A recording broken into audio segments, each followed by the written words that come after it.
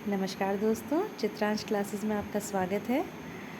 आज की क्लास हम एक क्वेश्चन के साथ शुरू करेंगे और मेरा क्वेश्चन ये है कि क्या आप एक कामचलाऊ स्पीकर बनना चाहते हैं या एक फ्लुएंट स्पीकर बनना चाहते हैं।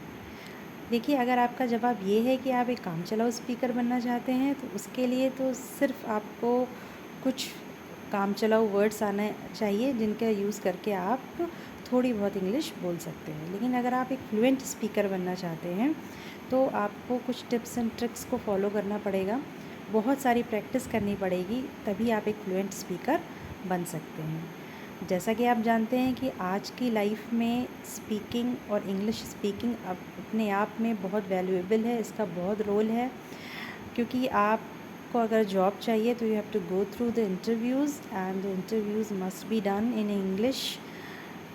एक हाउसवाइफ जो होती है उसको भी इंग्लिश स्पीकिंग की ज़रूरत पड़ती है, because in schools in the parents meetings they need to talk और कन्वर्सेट और communicate in English. So English is the basic need of today's life. अब मैं ये नहीं कहती कि आप आज बोलना शुरू करेंगे और आप कल ही से फ्लुएंट स्पीकर बन जाएंगे, नहीं, ऐसा नहीं होगा, इट विल टेक टाइम। पर हाँ, अगर आप कुछ टिप्स को फॉलो करते हैं तो ये निश्चित है कि आप एक फ्लुएंट स्पीकर बन जाएंगे।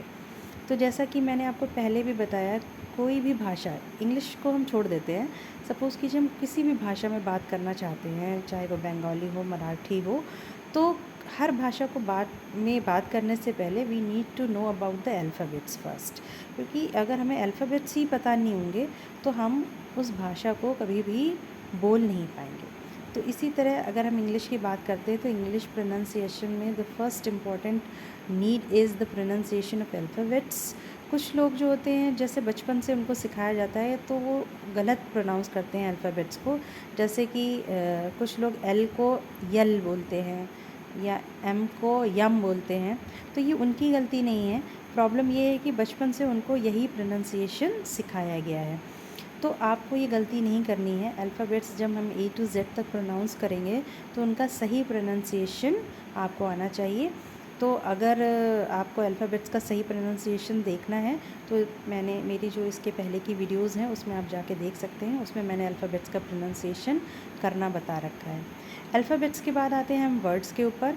अल्फ़ाबेट्स से वर्ड्स बनते हैं, तो उसके बाद हमें वर्ड्स के प्रोनाउंसिएशन पे, वर्ड्स की स्पीकिंग पे फोकस करना है।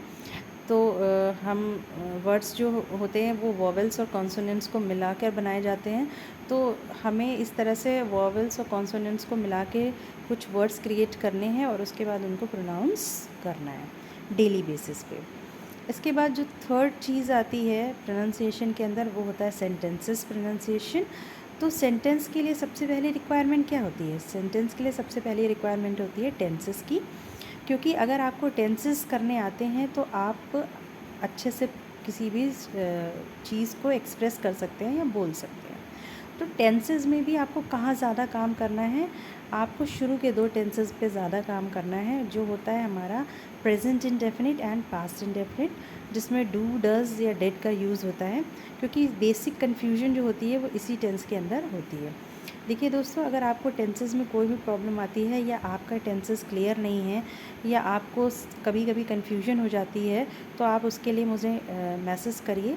अगर आपकी रिक्वायरमेंट होगी तो मैं ज़रूर एक वीडियो ऐसा बनाऊंगी और उसमें आपको टेंसेस से रिगार्डिंग सारी इन्फॉर्मेशन दूंगी। तो टेंसेस को करना बहुत बड़ी चीज़ नहीं, सिर्फ आपको रूल्स जो है अपने माइंड में सेट रखने हैं। एक बार आप रूल्स पढ़ लें और उसको माइंड में स्टेबलाइज कर लें तो फिर आप पूरी लाइफ टाइम के लिए उन रूल्स को भूलते नहीं हैं। तो टेंसेस के रूल्स को आपको ध्यान रखना है, तभी आप उससे वाक्य जो होते हैं सेंटेंस क्रिएट कर पाएंगे and then you will be able to speak it in a fluent manner. ठीक है, तो सबसे पहले आपको क्या करना है? सबसे पहले आपको अल्फ़ाबेट्स प्रोनाउंसिएशन पे फोकस करना है, उसके बाद वर्ड्स और उसके बाद सेंटेंसेस के प्रोनाउंसिएशन पे आपको फोकस करना है। ठीक है, अब देखिए, अगर प्रोनंसिएशन जब हम करते हैं या स्पीकिंग जब हम करते हैं तो मेजर इशू सबसे पहले क्रिएशन का ही आता है कि हमें ये नहीं समझ में आता कि हम पहली लाइन के बाद अब हमें दूसरी लाइन क्या बोलनी है. If you are a good speaker, if your tenses are perfect, if you can write well, so it will be easy for you to create new words and create new sentences. But if you have some issue with your tenses, if your writing is not good, writing का मतलब वैसी writing नहीं, writing skills से है. अगर your writing skills are not good, so you will not be able to create new sentences, and when sentences will not come in your mind, you will not able to speak up in a fluent way. So that's why it's important to focus on the tenses to create new sentences. ठीक है, तो आगे further जो है आपको यही करना है कि आपको टेंसेस के रूल्स को एक बार रिवाइज़ करना है और उसके बाद उनसे कुछ sentences day to day usages के आपको क्रिएट करने हैं खुद से. पहले टेंसेस को पढ़िए और उसके बाद कुछ डेली लाइफ के 10-20 वर्ड्स, 20 सेंटेंसेस रोज़ क्रिएट कीजिए और उनकी स्पीकिंग की प्रैक्टिस कीजिए.